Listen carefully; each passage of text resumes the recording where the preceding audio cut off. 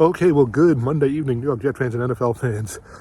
It is November 4th, 2024, 4:46 p.m., and you are watching The Takeoff. My name is Alex.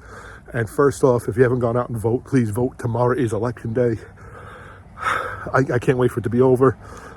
With all the bullshit on Facebook and Twitter, I don't know what I hate to see more, the election and both sides arguing or Jet fans arguing.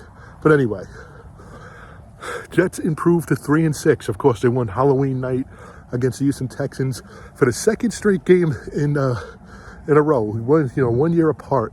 The Jet defense makes C.J. Stroud look very pedestrian-like. They came in with a 6-2 record. The Jets coming off a bad loss to New England, and I really thought that that was going to be just a trickle-down effect, that they weren't going to get anything going, but they stepped up. They stepped up late, but they stepped up. So let's start off. First of all, of course, it was Thursday. It was 5 days ago, and I didn't know what kind of crowd to expect. And you had the perfect storm, a three-part storm coming to this. First of all, you had them losing to New England again on plays that, between missed extra points and missed field goals, what have you, is a difference in that game. Literally, take away all the other mistakes they made, and it comes down to that. Then you have, it's a Thursday night. It'll be the second Thursday night game since September, third primetime game at home since September. So, you have that, and then you have the Halloween night playing against you. So your normal or your season ticket holders that are usually there, the usual suspects, I didn't expect a lot of them there. It was a mixed crowd, I will say. There was more Texans fans there than I thought there would be. There was more people there than I thought there would be, especially coming off a loss like we did. Texans fans, they came out. Wasn't a lot.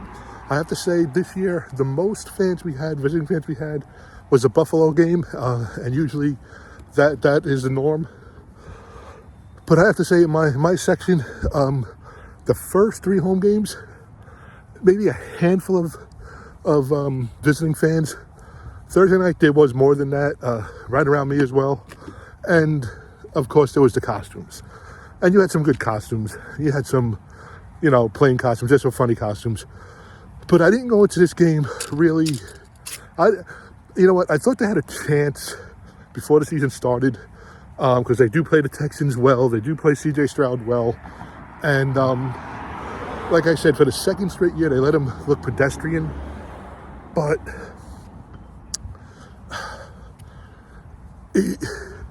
I went into this game really with just seeing how they're going to bounce back.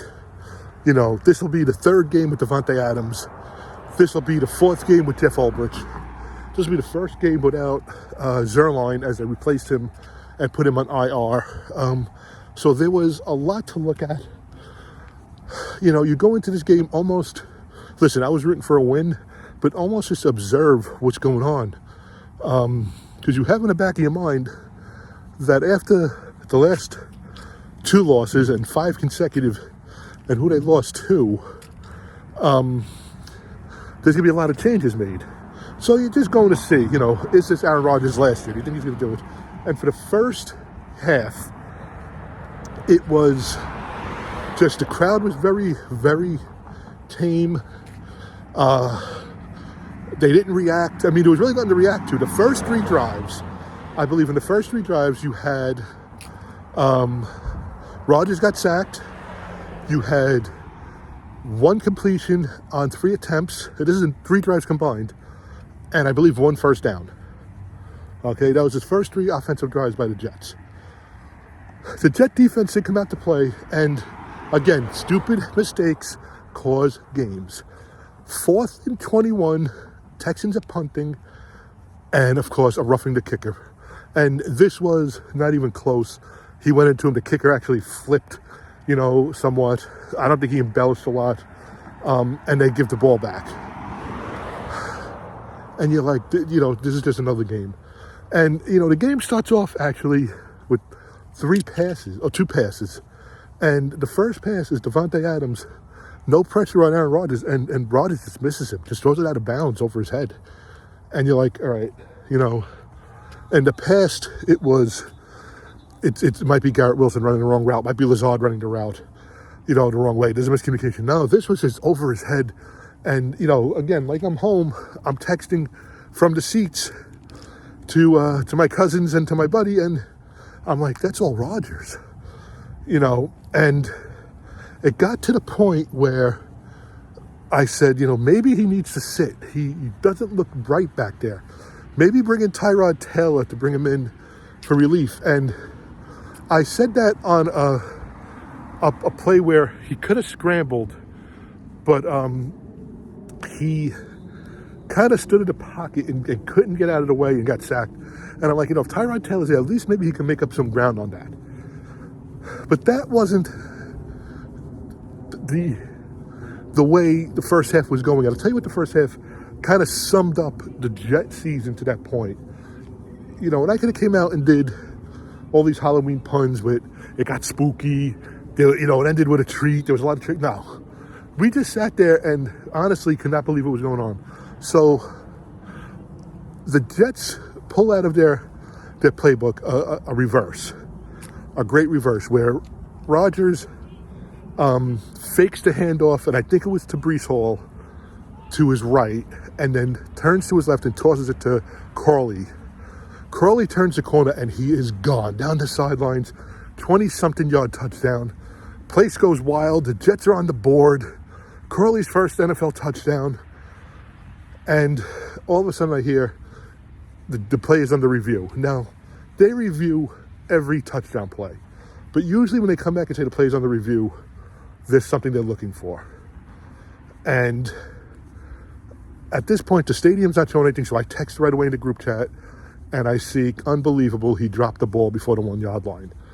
And as that text comes from my cousin Mikey, it shows up on the board. And as he approaches the 1-yard line, he drops the ball. He lets it go. He doesn't lose it. He lets it go like he's in the end zone.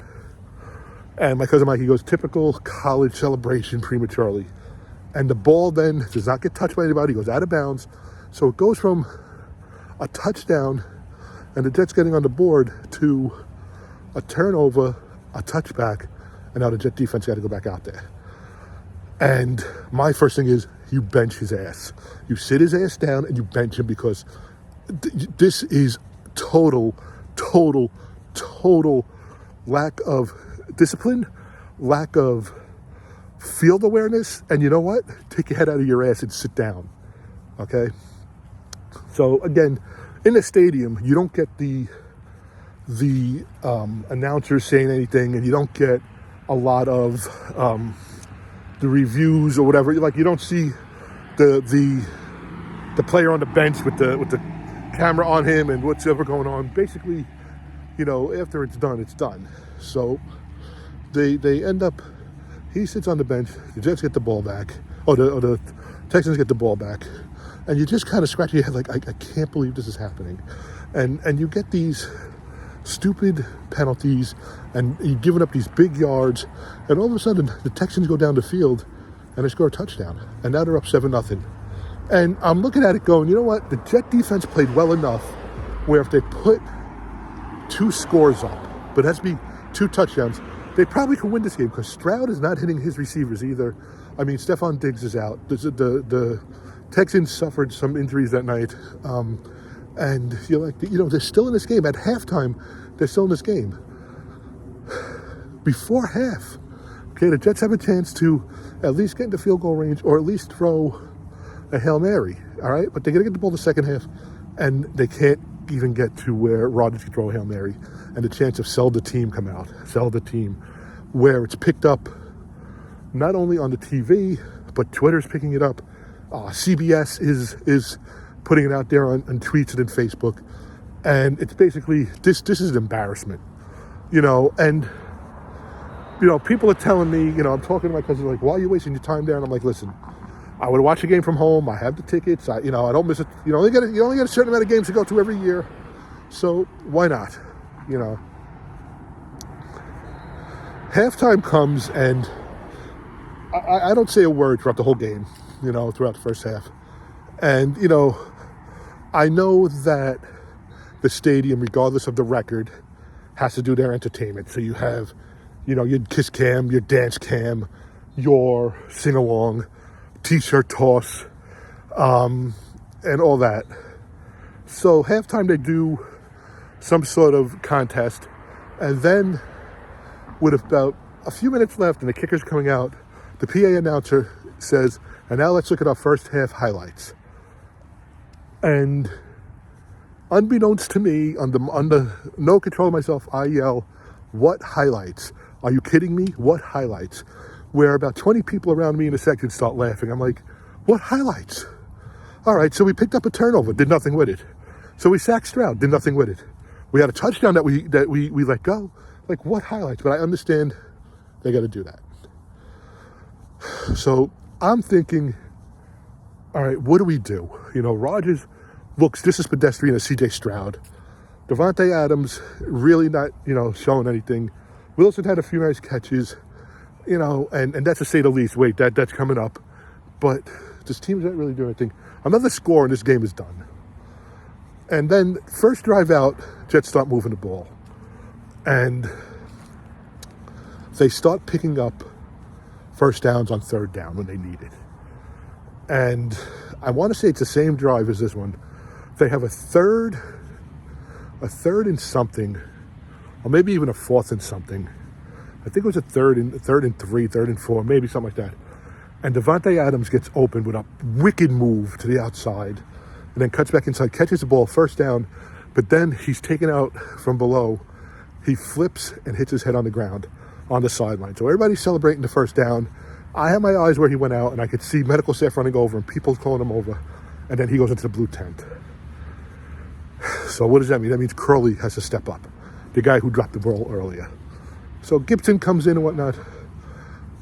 Again, Rodgers, who's hitting, Wilson most of the night on some passes, catches Wilson. He breaks out of a great route, catches Wilson. The DB goes for either the deflection or the pick. Wilson, with a one-handed grab, runs it in for the touchdown. And the game is tied. And now you're like, all right, what a catch. One-handed touchdown catch. Wilson, they hook up. He needs to step up with Adams down and all that. But that's not even the highlight of the game. So now Jets give up 3 and it's 10-7. And fourth quarter starts. And now I'm looking at the clock. And I'm looking at the clock on the wall counting down the game. And I'm looking at the clock on my wrist telling me, do you want to get stuck here in traffic if you wait to the end of the game? Are you going to be pissed if they drop it or whatever? So I was like, all right, I'm going to go drive by drive. I'm going to see what they do. Jets come out, get the ball, start moving the ball downfield. And the Jets have like a 3rd and something. I want to say it's a 3rd and 9. It's a 3rd and 9. That's exactly what it is.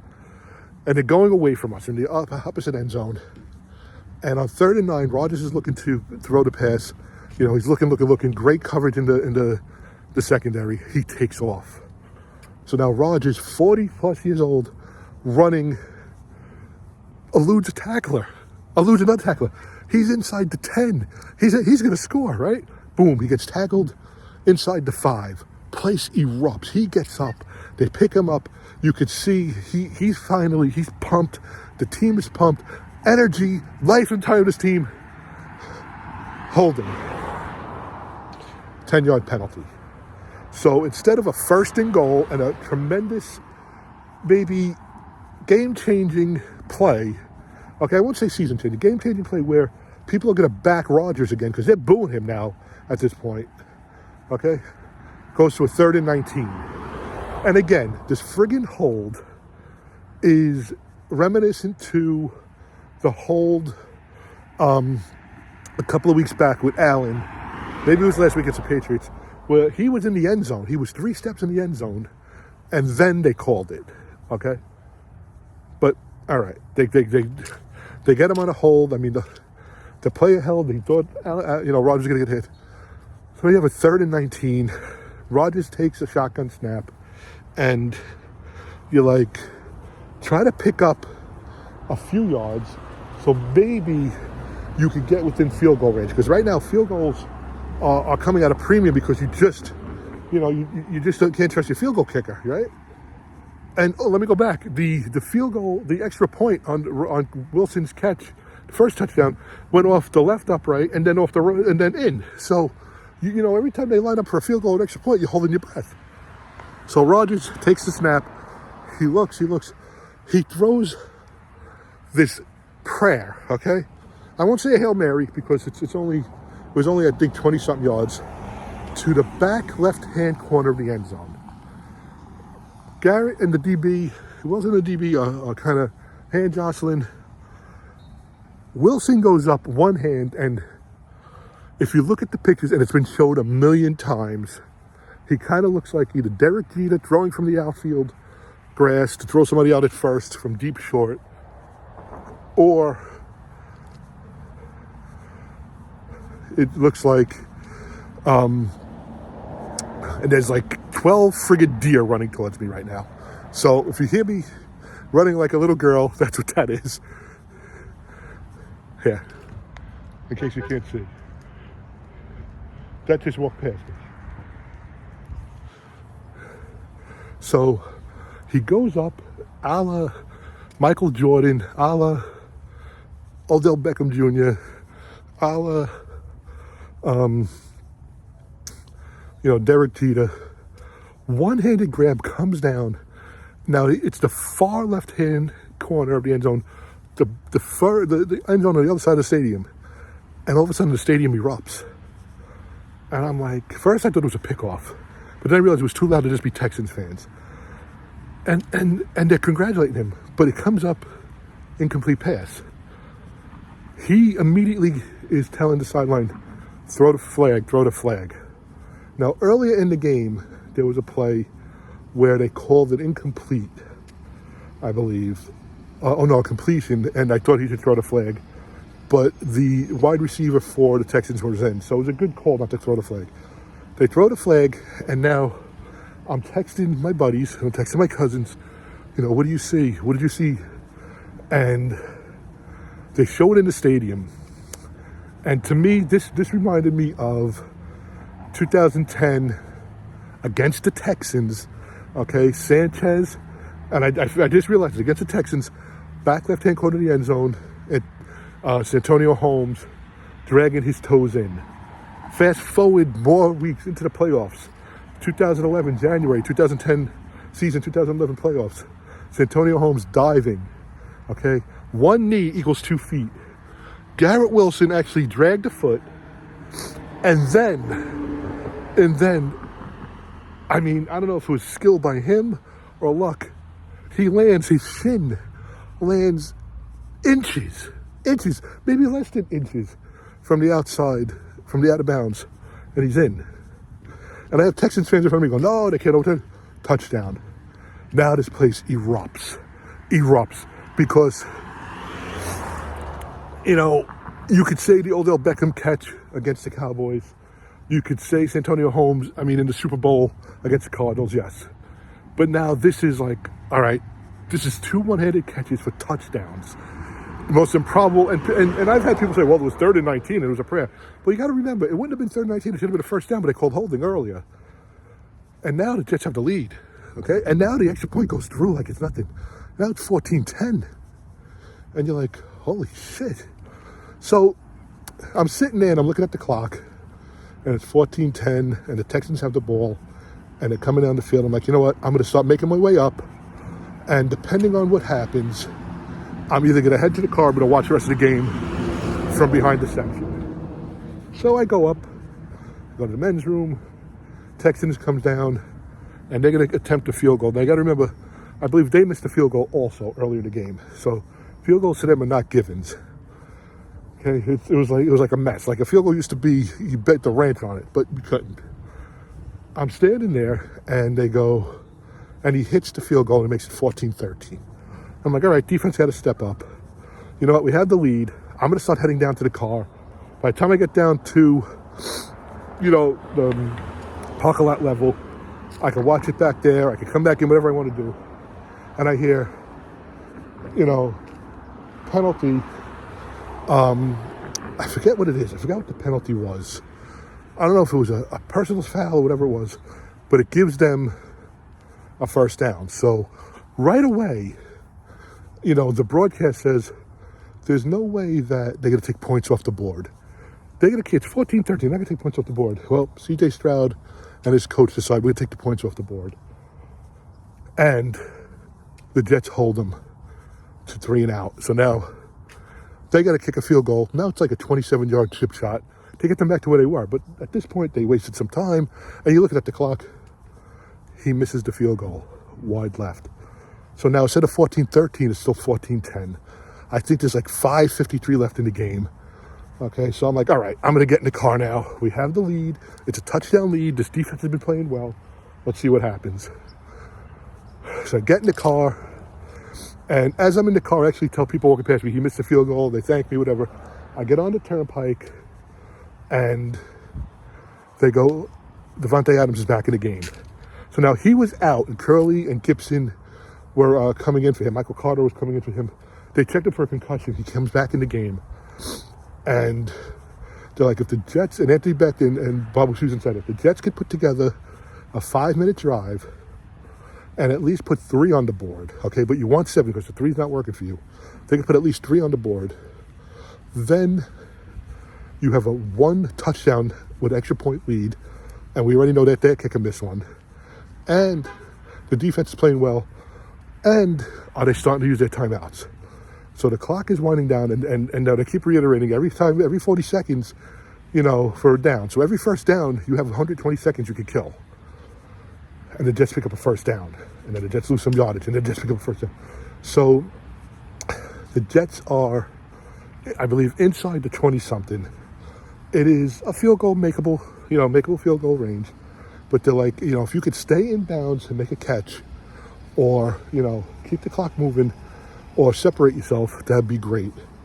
And all of a sudden, the radio broadcast goes crazy because Rodgers turns to his right and just does a nice deep pass up the right sideline, and Davante Adams has like 3 steps separation from the defender, catches it, walks in, arm in the air, touchdown, and the Jets are up 17-14.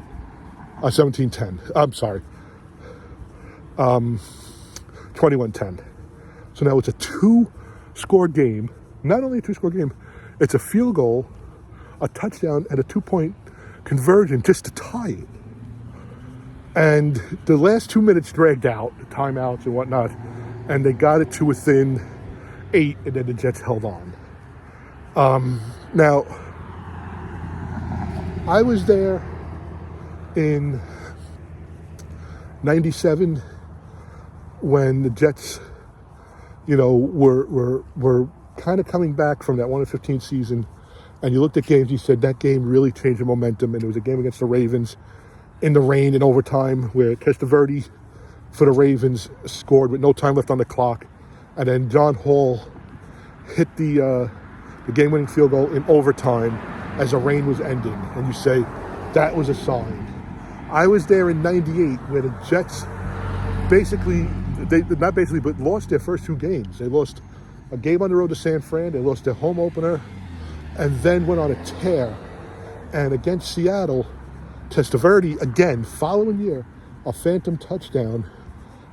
They called it a touchdown. There was no instant replay at that time. And that play, that instant replay brought back into the NFL. His helmet caught the line. The ball lit because he was bobbling the ball on a quarterback sneak.